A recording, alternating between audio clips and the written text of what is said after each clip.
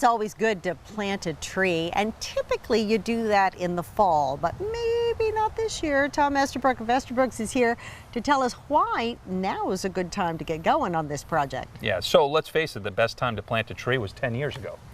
Why? Well, because now it'd be 10 years older. So, you know, that's the old saying is, you know, the best time to plant a tree is 10 years ago. Yeah. So, you know, if you're thinking about planting a tree, now is a good time with all the rain we've had, you know, in July. We're set up in a different scenario. So it just softens up the ground, makes it easier to dig. What else? It's a great time, too, to line up your contractor. Let's face it, labor's an issue. And if you are thinking about planting in the fall, you need to be planting now, okay?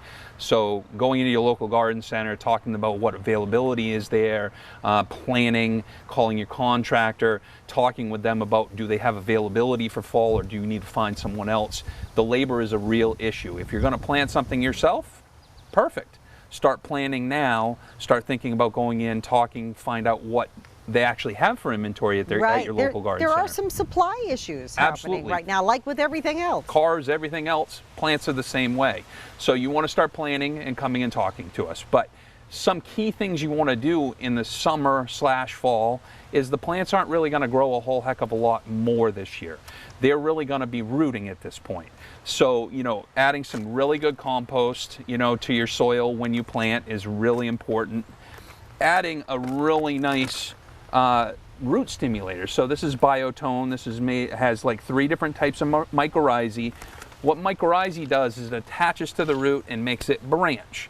So that branching will give you a very fibrous root system, and all we're looking to do this fall is root out into that nice new soil and go dormant. So it's important to kind of use that root stimulator. Good bark mulch, you know, mulching them in.